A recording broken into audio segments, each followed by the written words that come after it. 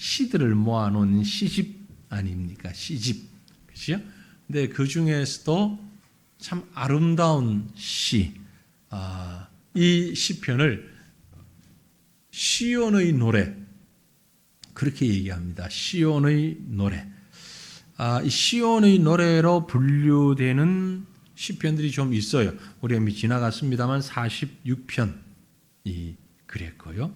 또 그 이외에도 76편, 87편, 122편, 132편 이런 시들이 시온의 노래 그렇게 분류가 됩니다. 시온의 노래라고 하는 것은 하나님의 도성, 하나님의 백성 여러 가지를 의미하고 있습니다. 오늘 그 48편은 표제의 글을 보면 고라자손의 시, 곧 노래 그랬잖아요. 고라자손이 우리가 이미 잘 열어보았으니까 앞에서도 함께 부르던 노래인데 하나님의 성, 하나님의 나라 이것을 찬양하는 그런 시로 우리가 구분해서 볼 수 있습니다. 지나간 46편에서도 하나님의 성, 곧 지존하신 이의 성소 그렇게 표현이 되어 있죠. 우리가 생각하는 성전이라는 개념과 이스라엘 백성들이 생각하고 있던 성전이라는 개념은 이 차이가 참 많아요.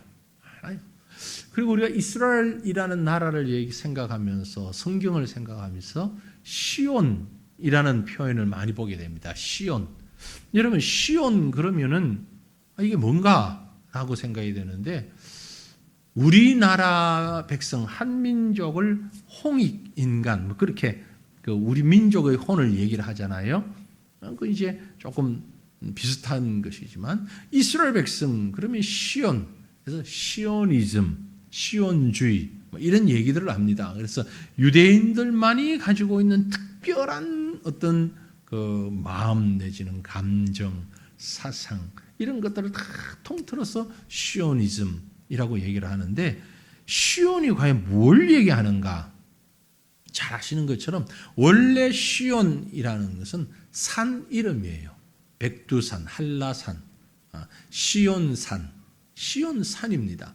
그런데 우리나라 같은 경우도 백두산 전기를 이어받아 이런 표현들을 하잖아요. 백두에서 한라까지 전 나라를 통틀어서 이스라엘 백성들에게 있어서는 시온이 이스라엘 전체를 상징하는 지역적인 상징뿐만이 아니라 영적인 상징의 한가운데 있는 그것이 시온입니다. 왜냐하면 이스라엘 백성들이 가나안에 들어간 연후에도 사실 통일된 왕국을 만들면서도 예루살렘을 처음부터 차지하고 있었던 게 아니에요.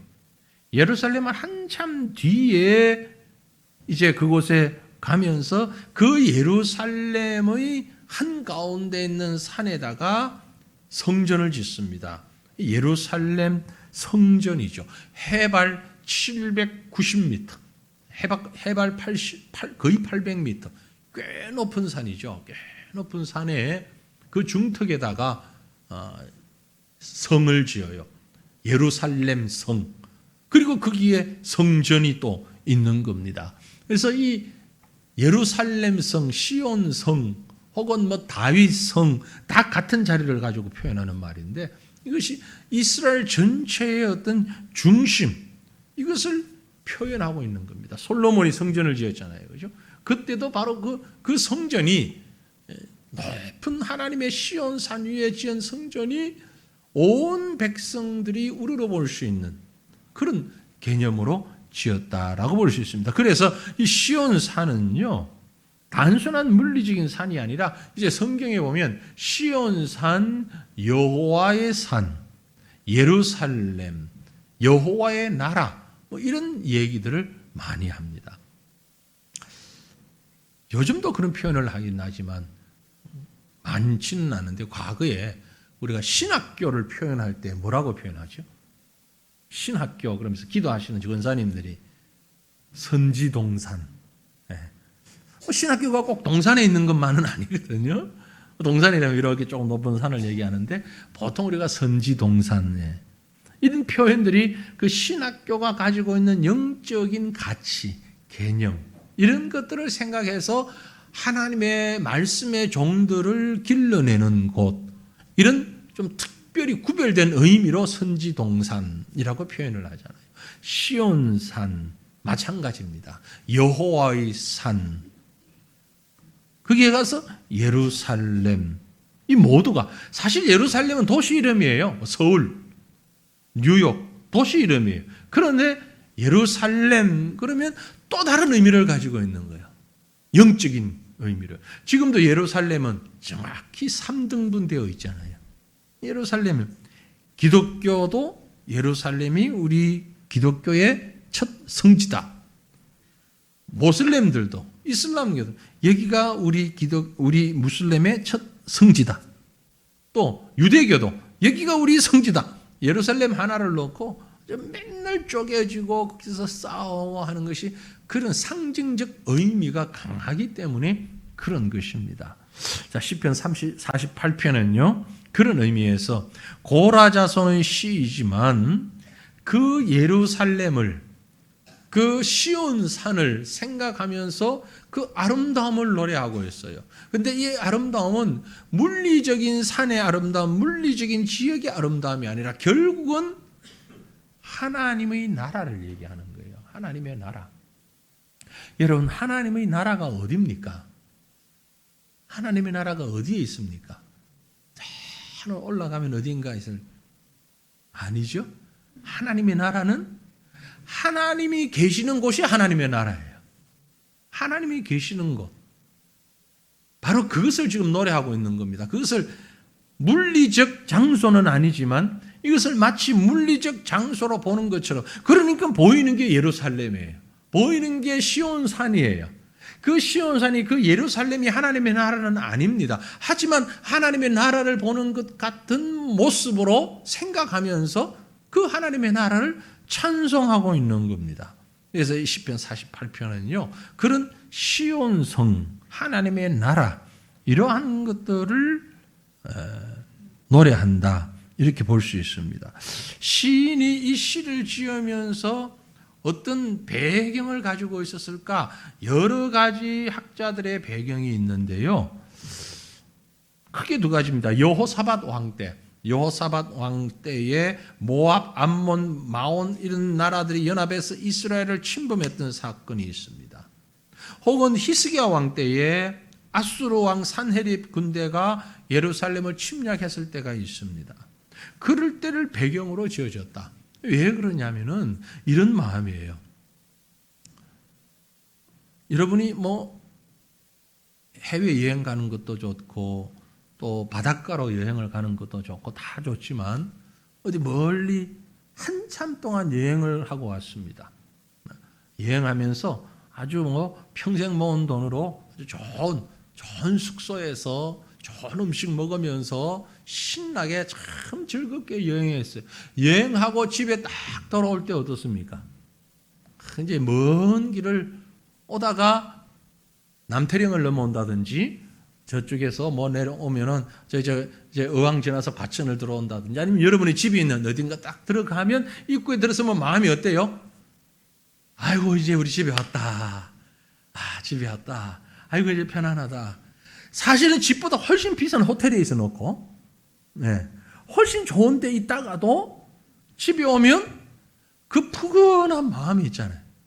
그러니까 이 여행 기간이 길면 길수록, 그런데 여행이 힘들면 힘들어설수록 아주 산악을 타고 왔다든지 텐트를 치고 살다가 왔다든지 이러고 여행을 갔다가 집에 오면 집이 그리 좋아 보일 수가 없어.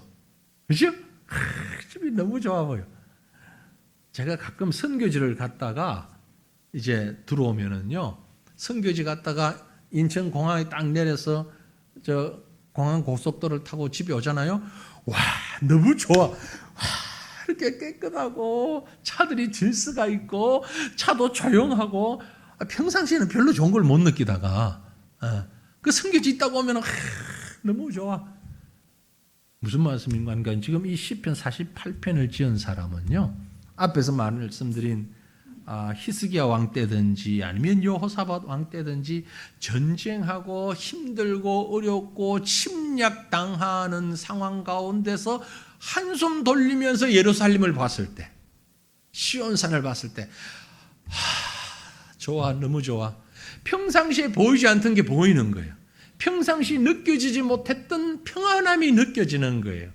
그 마음으로 하나님의 나라를 바라보면서 하나님이 다스리시는 그 천국을 생각하면서 기쁨과 평안과 감격을 노래하는 게 시편 48편이에요. 먼 곳에 갔다 오면서 아주 어려운 상황 가운데 있다가 그렇지, 하나님과 함께하는 것이 이렇게 좋은데, 그럼 하나님 나도 모르게 룰루룰루 찬양이 막 나오는 거예요. 나도 모르게 막 콧노래로 찬양이 나오는 거예요. 네. 어떤 분이 신방하니까 그러더라고요. 마음이 힘들었는데, 신앙생활 이리저리 힘들었는데 이제 신앙생활 딱 교회 정착하고 신앙생활 잘 하다 보니까 일은 좀 힘들어도 자기도 모르게 어느 날 뭐 일하면서 흥얼거리면서 찬송이 찬송이. 그래서 옆에서 같이 일하던 이분이, 사장님 혹시 교회 다니세요? 자기도 깜짝 놀랐다는 거예요. 어떻게 알았어요? 지금 노래 부르시는 게 찬송가 같은데? 자기도 모르게만 찬송 이렇게 흥얼나오는. 너무 좋았어. 감격스러웠어. 그 마음으로 고라자손이 불렀던 찬송 시편 48편입니다. 그래서 크게 보면 먼저 새연, 씨를 연으로 구분하잖아요. 첫 번째 연이 1절부터 3절인데 여기는 하나님의 거룩한 성에 대한 찬양을 하고 있습니다. 하나님의 거룩한 성, 말씀드립니다. 물리적 장소가 아니라 우리 하나님이 임재하시는 성, 거룩한 성 칭송하며 찬송합니다. 1절, 2절, 3절 우리 다시 한번 같이 읽어보겠습니다. 여호와는 위대하시니 우리 하나님의 성 거룩한 산에서 극진히 찬양 받으시리로다. 터가 높고 아름다워 온 세계가 즐거워하며 큰 왕의 성 곧 북방에 있는 시온산이 그러하도다. 하나님이 그 여러 궁중에서 자기를 요새로 알리셨도다. 아멘. 여호와는 위대하시다. great. 왕 중의 왕. 대단한, 엄청난, 말로 표현할 수 없는, 인간이 표현할 수 있는 그 어떤 말로 해도 그 위대하심을, 그 great, 그 엄청나심을, 그것을 표현할 수 없는 위대하다라고 표현을 했습니다. 최고의 신, 신들 중에 신. 사실 여호와는 유일신 한 분 하나님이시죠.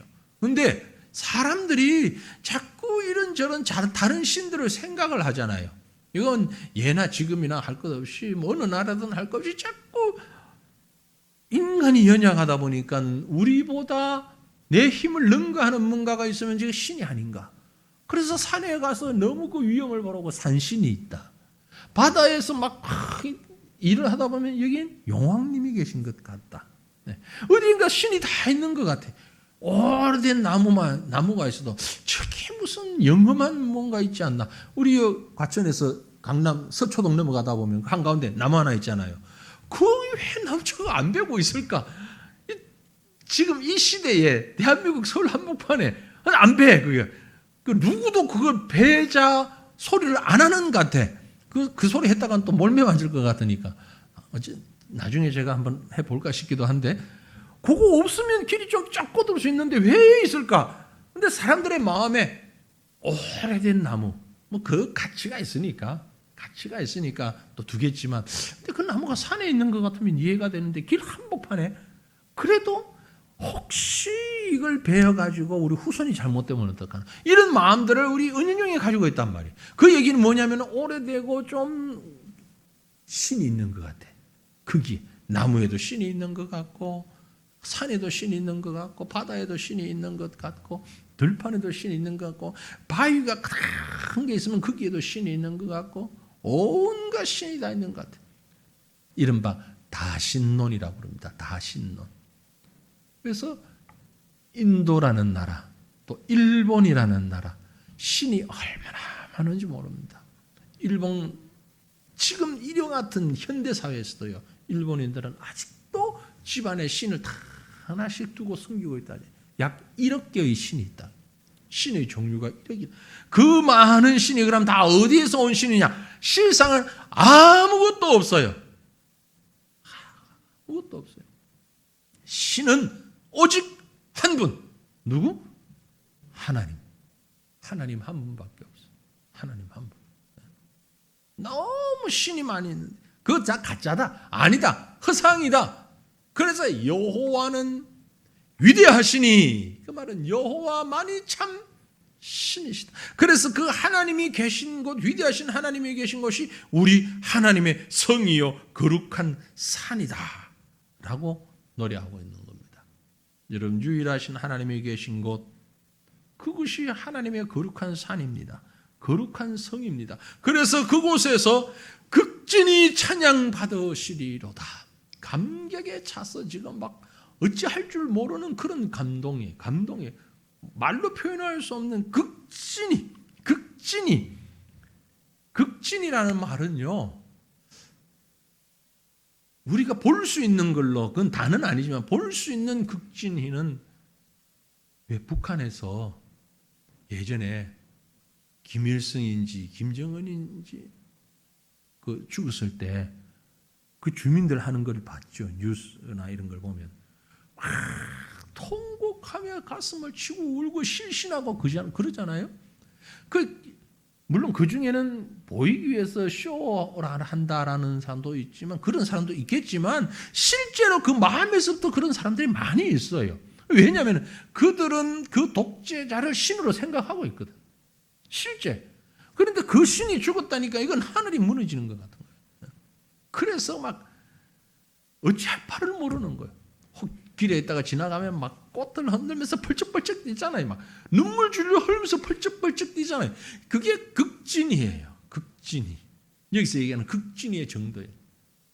하나님이 얼마나 좋으면 펄쩍펄쩍 뛰면서 하나님 찬양을 막 가슴에서부터 나와서 울면서 하나님을 찬양하는, 열렬하게 찬양하는 그 찬양이 극진히 찬양받으시리로다. 왜? 터가 높고 아름다워 온 세계가 즐거워하고 큰 왕의 성곳 북방에 있는 시온 산이 그러하도다. 이 시적인 표현이요, 순식간에 사람들의 생각을 여기서 저기까지 꽉 끌고 가서 전체를 아울러 오는 거예요. 이 북방이 어디냐면 단순히 북쪽을 얘기하는 게 아닙니다. 북쪽을 말한 말이 아니고요. 이 북방이라는 말은 차폰이라는 단어입니다. 히브리어 그 원어에 보면 차폰. 이 단어 차폰이라는 건 무슨 말이냐면요, 원래 가나안 사람들이 정통적으로 섬기고 있던 민간 신앙, 그 신앙 속에서 바알이라고 하는 신이 살고 있는 산, 그곳을 차폰이라고 하는 겁니다. 우리식으로 얘기를 한다면요, 옥황상제 내지는 염라대왕이 살고 있는 저 어디 사람이 죽으면 간다고 하는데 어딘지는 모르겠는데, 예수 안 믿는 사람들이 사람 죽는다 그럼 어디 갔다 그래요? 전혀 예수 믿지 않는 사람들이 죽었다 그러면 황천길 갔다 그러잖아요. 황천길 갔다. 그래서 옛날에는 이제 사람 돌아가시면은 이렇게 큰 가마 같은 걸 쭉 해서 상려죠. 꽃상려도 하고 뭐 이래 가지고 앞에 종을 뜨렁뜨렁 어야 디야 하면서 하잖아요. 그죠? 네. 안 해보셨나 그런가? 이제 가면 어제 오나 어야 디야. 어떻게 저는 그런 걸 잘 봤거든. 이게 젊은 전도사가 이 기독장 장례 치러야 되는데 시골 사람들은 계속 그거 하고 있으니까 이러다 저러다 못하고 거기 꽃 대신 십자가 그려라 그러고 앞에서 가면 전 뒤에서 따라가면서 어야 디야는 못하고 이러면서 가서 이것도 저것도 아닌 기독교 장례 치르기도 했거든. 그래서 많이 들었어. 이제 가면 언제 오나 뭐 북방산천 올라가면 어떡하나 뭐 그런 별 소리를 다 하고 그 내용을 들어보면은요. 그래서 그 사람들을 어디를 가긴 가는데 어디 가는 줄은 모르겠어. 그래서 그게 황천이야. 그 황천에 가면은 아무튼 모든 신들이 다 있고 모든 게 좋은 게 다 했는데 어딘지 어떻게 가는지 아무것도 몰라. 아무도 아는 사람이 없어. 그래서 혹시 몰라서 관속에 노잣돈도 넣어주고 혹시 가다가 배고플까 봐 입에 쌀도 생쌀도 넣어주고 옛날엔 다 그랬어요.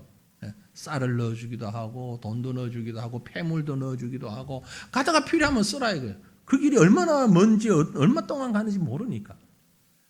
여기 있는 북방이 바로 그런 의미예요. 우리 개념 속에 있는 황천이라는 것과 거의 같은 개념. 그러니까 그 모든 우리가 알 수 없는 모든 영역을 통틀어서 차폰이 그곳에 있는 시온산, 그러니까 모든 것을 통괄해도 가장 높은 신 여호와 하나님. 그러니까 얼마나 감격스러워요. 최고 중에 최고, 그 중에 최고, 그 중에 최고라. 누가? 여호와 하나님이. 그 하나님을 찬양하고 있는 거예요. 그 하나님이 나의 하나님이고 그 하나님이 나와 함께 계시니 하나님이 그 여러 궁중에서 자기를 요새로 알리셨도다. 그러니까 요즘 뭐 선전 가운데 그런 게 있죠. 참 좋은데 설명할 길이 없네. 그런 선전 있죠. 그 뭔지 저도 잘 모르겠어요. 물건은 생각 안 나고 그 말만 생각나. 지금 이 시인의 표현이 그 표현이에요. 하나님 위대하신데 이 표현 가지고 안 되는데 얼마나 더 해야 되지? 진짜 위대하신데 정말 왕 중의 왕이신데 그 중에서도 또 왕이신데 또 왕인데 어마어마한 끝이 없는 위엄의 하나님, 능력의 하나님, 영광의 하나님, 감동해서 감격해서 제가 이것만 하려면 오늘 밤새도록까지 할게요. 얼마나 하나님이 좋은지 막 이제 그만하고 넘어가죠. 그렇게 생각하실지 모르지만 그런 감격을 가지고 이 시를 지금 짓고 있단 말이에요. 하나님께서는 능력 가운데 그 하나님께서 우리를 보호하시는데 두 번째 예는 4절에서 8절이에요. 이 위대하신 왕이 이방 왕들의 침공, 이방 왕들이 침략하는데 그걸 다 막아내는 이방 침공하는 자들이 실패한다 이 말이에요.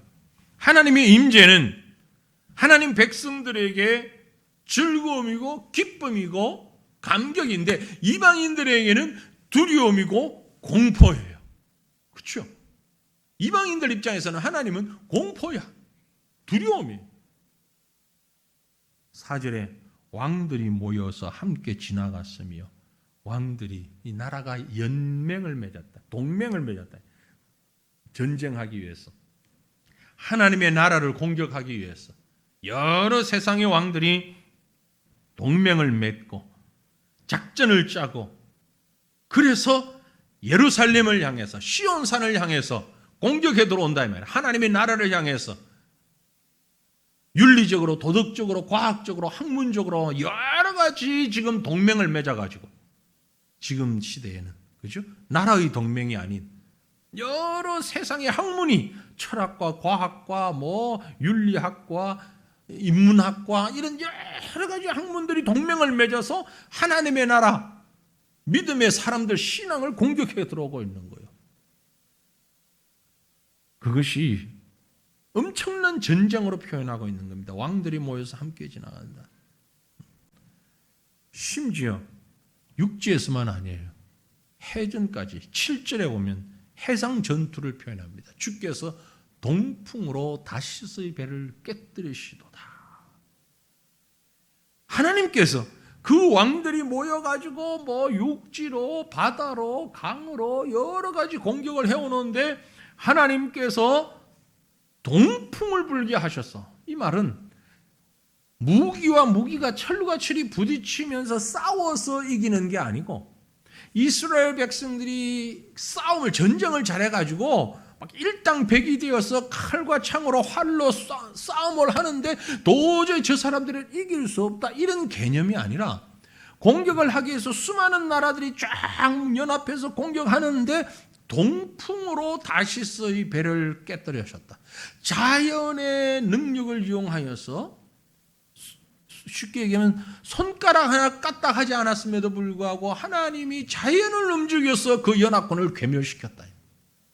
그러니 5절에 보세요. 그들이 보고 놀라고 두려워서 빨리 지나갔다.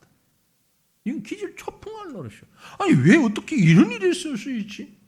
어떻게 이런 일이 있을 수 있지? 아니 전쟁도 못 해보고 자기들이 지금 열심히 모여가지고 막 작전 짜고 무기 모으고 이래가지고 전쟁을 하는데 저 시온산이라고 하는 곳은 시온성이라고 하는 곳은 들어가려고 하면 동풍이 불어가지고 서풍이 불어가지고 북풍이 불어가지고 태풍이 불어가지고 이 동풍을 요즘 말로 하면 태풍 혹은 회오리 바람 확 불어서는 순식간에 다 날아가 버리고 힘 한번 써보질 못하고 패배해버리는 이런 모습. 그리고 당하고 나니까 이들이 한쪽 구석에서 ปุ๊ 들어가선 6절에 거기서 떨림이 그들을 사로잡으니 고통이 해산하는 여인의 고통 같도다. 최고로 아픈 거죠. 최고로 아픈 것이 해산하는 여인의 고통이에요. 아니 하나님의 나라를 한번 어떻게 해보려고 하는데 그것이 아무 힘이 없이 맥을 못 추고 탁 넘어지는 그런 모습. 그래서 하나님을 대항하는 자들이 극심한 공포 가운데 쌓여 있고 전능하신 하나님의 능력을 어떻게 한번 손을 써보지도 못하고 마치 아주 힘없는 이쑤시개 하나가 부러지는 것처럼 뚝 부러지는 이런 모습이에요. 그래서 그들이 하나님을 결코 대적할 수 없음을 깨닫게 됩니다. 8절에 우리가 들은 대로 만군의 여호와의 성 우리 하나님의 성에서 보았나니 하나님이 이를 영원히 견고하게 하시리로다. 이방인들이 하는 얘기입니다. 우리가 들은 대로 야 소문보다 더하네. 셀 줄 알았는데 대단할 줄 알았는데 이스라엘 백성들이 광야를 지나서 가나안으로 들어옵니다. 정탐꾼들이 들어오고 여리고성의 기생 나합의 집에 정탐꾼이 들어왔습니다.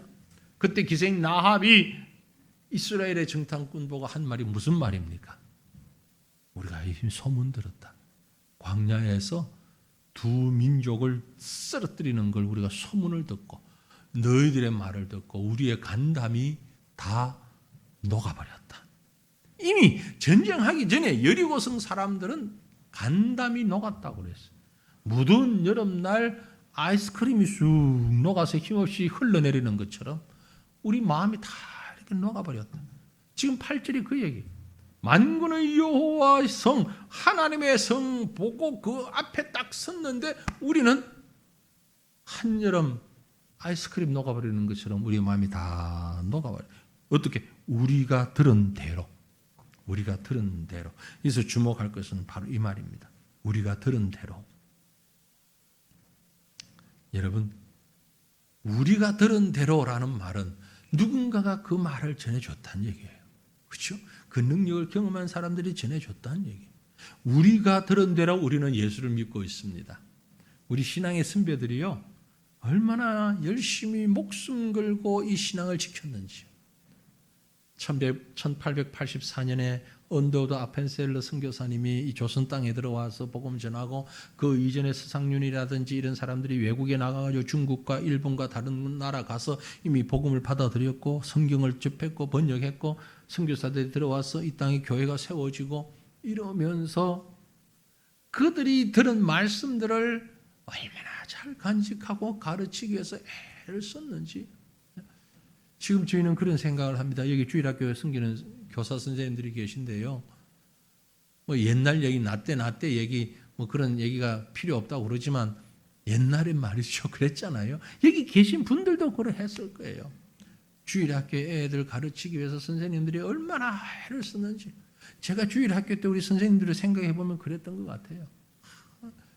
열심히 있는 애는 일찍 나오지만 또 어떤 애들은 일찍 안 나오면 선생님들이 집집마다 찾아가면서 자고 있는 애 깨워가지고 세수시켜가지고 막 그래서 손잡고 교회까지 데리고 오잖아요. 그리고 와가지고 말씀을 가르치고 얼마나 열정적으로 가르쳤는지. 저도 지금 주일학교 때 부장 선생님 집사님 이름도 모르겠고 얼굴도 모르겠는데 이미 천국 가셨겠지만 그때부터 연세가 되셨으니까 그 부장 집사님이 얼마나 열심히 했는지 어린 제 마음에도 감동이 됐거든.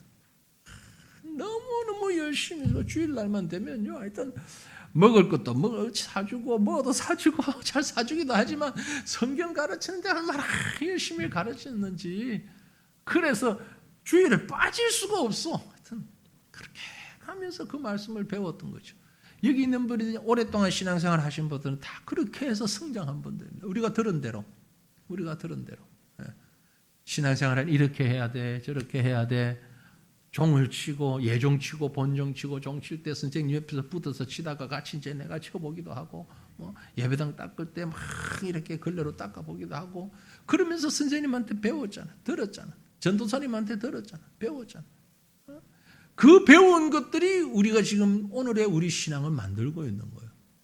우리가 들은 대로. 그런데 우리는 지금 다음 세대에게 과연 그렇게 전해주고 있는가? 참 부끄러움을 금할 수가 없어요. 우리 다음 세대에게 정말 말씀을 그렇게 열정적으로 온 마음을 다하여 이 말씀을 가르쳐주고 있는가? 욥이 말이죠. 그 고난 가운데서 승리한 욥이 극심한 고난을 통과한 연후에 뭐라고 얘기를 했는가? 아니 욥기 42장 5절에 내가 주께 대하여 귀로 듣기는 하였사오나 이제는 눈으로 주를 배움나이다 그랬어요. 귀로 많이 들었어요. 들었던 것이 쌓여서 이제는 주님을 뵙게 됐습니다. 듣지 않았더라면 주님 뵙지 못했어요. 만나질 못했어요. 들었던 것이 쌓여서 주님을 뵙게 되었나이다. 그렇게 고백하는 것이죠. 바로 그런 상황 가운데서 지금 이 불신자들이, 이방인들이 하나님의 나라에 대해서, 하나님에 대해서 수없이 들어서 마음이 녹아버리고 그들이 들은 것으로 이미 패배한 그런 상황에 이르게 된 모습을 두 번째 연에서 얘기하고 있는 겁니다. 그만큼 위대하신 하나님. 마지막 셋째 연은 9절부터 14절인데요. 하나님을 기뻐하고 후대에 전하라. 후대에 전해야 하겠다. 시인은 위대한 왕 하나님의 도성에서 그분의 보호와 인도와 돌봄 가운데 감격하고 있는 우리가 해야 할 일이 무엇인가를 말하고 있습니다. 바로 9절 말씀에 하나님이여 우리가 주의 전 가운데에서 주의 인자하심을 생각하였나이다. 가만히 하나님 생각합니다. 여기까지 인도하신 하나님 너무너무 감사합니다. 너무너무 감사합니다. 우리 지금 많은 분들이 그렇잖아요. 여기까지 인도하신 하나님 참 감사합니다. 정말 고맙습니다. 감사합니다. 교회가 해야 할 일들이 많이 있고 있지만 지나갈 시간들 얼마나 힘들고 어렵고 아픈 시간들이 많았습니까? 우리 새가진 교회만 해도 불과 몇 년 전에 위에 있는 안식교 때문에 이 교회가 이단 교회냐고 오해를 받고 새로 오는 사람들이 무슨 교회가 이런 교회가 다 있냐고 세상에 이런 일이 제보한다 그러고 우리 이단하고 하면 상관없어요. 그랬더니 어떤 분이 와서 하는 말이 이렇게 보니까 이단은 아닌 것 같은데 새가천 교회가 많이 있는 것 같은데 꼭대기에 이단이 있으니까 혼자 그렇게 생각했대.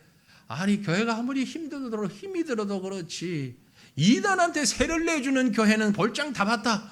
그래서 나는 이 교회 안 갈란다 그러고 생각했대요. 우리가 세준 줄 알았대 안식교를. 그것도 아니고 저것도 아닙니다. 그러다가 또 건축하느라고 저 에덴 동산에서 소돔 고모라를 가가지고서 4년 꼬박 얼마나 이것도 못하고 저것도 못하고 수요일 저녁 예배도 제대로 못 드려서 구청에 올라가서 소리 죽였어 예배 드리고 네? 그랬던 시간들이 있잖아요. 그러나 이제는 여기까지 인도하신 하나님 여러분도 그러겠지만 지난 월요일에 우리가 바깥에서 행사를 못하고 갑자기 실내에서 행사를 하면서 야 하나님이 이런 시설을 안 주셨더라면 어쩔 뻔했나. 밖에서 하는 것도 좋지만 안에서 해도 할만하네. 1층부터 5층까지 지하까지 왔다 갔다 하면서 여기서 이거 하고 여기서 저거 하고 여기서 어른들 하는데 3층에서 유치부 애들 데리고 또 여기서 막 뛰어놀다가 또 내려와서 같이 하고 같이 올라가서 식사하고 다 소화시킬 수 있으니까 하나님 감사합니다. 너무너무 감사하더라고요.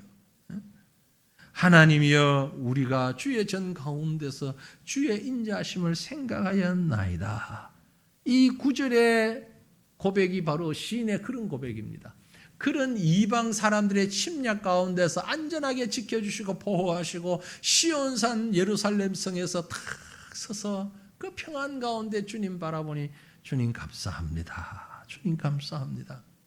내가 이런 사랑을 받을 만한 자격이 없는데, 내가 이런 은혜를 받을 만한 자격이 없는데 하나님께서 너희는 내 백성이다, 나는 너희의 하나님이다 말씀하시면서 지켜주시는 하나님, 너무너무 감사해서 이제 고백합니다. 10절 말씀에 하나님이여 주의 이름과 같이 찬송도 땅 끝까지 미쳤으며 주의 오른손에는 정의가 충만하였나이다.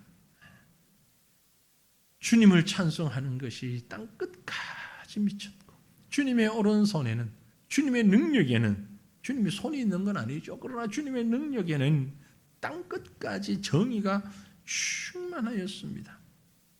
그래서 11절에 주의 심판으로 말미암아 시온산은 기뻐하고 유다의 딸들은 즐거워할지어다. 그 성 안에 사는 백성들, 그 성 속에서 사는 모든 백성들은 유다의 딸만을 보고 하는 얘기가 아닙니다. 모든 백성들에게 하나님이 함께 하신 것에 대해서 감동하고 감격을 함께 나누자는 얘기예요.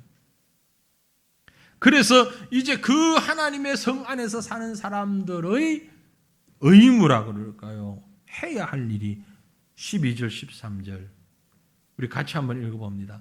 너희는 시온을 돌면서 그곳을 둘러보고 그 망대들을 세어보라. 그의 성벽을 자세히 보고 그의 궁전을 살펴서 후대에 전하라. 저는 이 말씀을 보면서요, 지금 우리 예배당이 성전 아닙니다. 성전하고는 달라요, 신학적으로. 그럼에도 불구하고 우리가 새 예배당에서 이미 1년이 지나가고 이제 2년을 지나가고 있는데 2년 차인데 우리 마음에 감동이 있고 감격이 있어서 너무너무 만족스럽고 좋잖아요. 비록 크진 않아도. 다른 사람이 와서 보면 아이고 조그만하게 지어놓고 뭘 좀 더 크게 지었으면 좋았을 걸, 뭐 이런 얘기도 하지만 그럼에도 불구하고 우리는 참 감사한 것이 더 커요. 감격스러운 것이. 그래서 우리 성도들이 뭐 합니까? 열심히 봉사하고 열심히 섬기자. 요 12절 13절 말씀 가만히 보세요. 보면 동사가 많이 들어가 있어요. 시온을 돌면서 그곳을 둘러보고 세어보고 망대들을 세어보고 하나하나 세어보고 성벽도 자세히 하나하나씩 보고 궁전을 살펴서 하나가 너무 좋아. 그래서 하나씩 움직이면서 보는, 이걸 저는 오늘 우리 교회의 움직임이라고, 활동이라고 생각되어지는 것이죠. 우리가 자꾸 하려고 하고 무언가를 해야 하겠고, 이것도 해야 하겠고 저것도 해야 하겠고, 그래서 하니까 얼마나 감격스럽고 얼마나 예? 마치 이것은 무슨 말씀과 유사한 거 하니까 느헤미야 시대의 말이죠. 느헤미야 시대에 이 성이 다 부서졌잖아요. 그래서 느헤미야가 이걸 다시 재건하잖아요. 총독으로 임명을 받아서 스룹바벨에게 총독 임명을 받고 와가지고서 성벽을 재건합니다. 그 무너진 성을 다 재건하고 돌아보면서 감격하는 장면이 있어요. 느헤미야 12장 31절을 보면은요, 이에 내가 유다의 방백들을 성벽 위에 오르게 하고 또 감사 찬송하는 자의 큰 무리를 둘러 나누어 성벽 위로 대오를 지어 가게 하였는데 한 무리는 오른쪽으로 북문을 향하여 가게 하니, 다 지어놓고 성을 쭉 돌아보는 너무 감격스러웠어요. 또 쭉 나가다가 38절에 가면 감사 찬송하는 다른 무리는 왼쪽으로 행진을 하는데 오른쪽으로 한 무리가 돌고 왼쪽으로 한 무리가 돌고 내 백성의 절반과 더불어 그 뒤를 따라 성벽 위로 가서 화덕 망대 위 윗길로 성벽 넓은 곳에 이르러 백성의 절반이 와가지고 보고 감격하고 감사하는 것처럼, 그 무너진 성벽을 새로 짓고 나니까 너무 감동스러워가지고 하나님의 나라에 하나님이 계시고 하나님이 함께 하시는 걸 보니까 너무 감격스러워가지고 너무 감동스러워가지고 제가 이 말씀을 우리가 이렇게 준비하고 하고 있는데 참 우리 장로님이 그러시더라고요. 지난 월요일 날 행사 우리가 예산을 조금 세웠는데 끝나고 나니까 교회 예산으로만 들어간 게 뭐 4만 몇천 원? 500만 원이 넘는 돈이 들었는데 우리 교회 재정 4만 몇천 원 들어. 그 외에는 다 지목헌금 나온 걸로 다 충당되고 그나마 그것도 누가 그건 내가 낼게요 그만. 그래서 교회 재정 지출하지 마세요 그렇게 말씀하신다고. 얼마나 감격스러운지. 그러니까 액수가 중요한 게 아니고요, 마음이 이렇게 합혀진다는 것이, 우리가 한 마음으로 하나가 되어서 서로의 좋은 모습들을 세워간다는 것.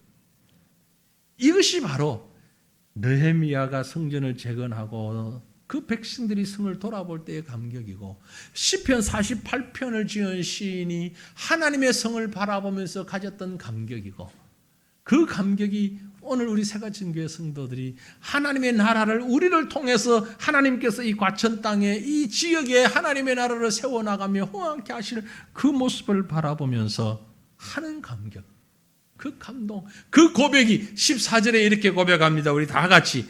이 하나님은 영원히 우리 하나님이시니 그가 우리를 죽을 때까지 인도하시리로다. 아멘. 우리 하나님이 죽을 때까지 우리를 인도하시리로다. 위대하신 하나님, 능력의 하나님, 그 하나님이 계신 그곳이 바로 시온성입니다. 그곳이 바로 하나님의 성이에요. 여러분의 가정, 여러분의 일터 하나님이 함께 하시면, 그러므로 여러분 낙심하지 마십시오.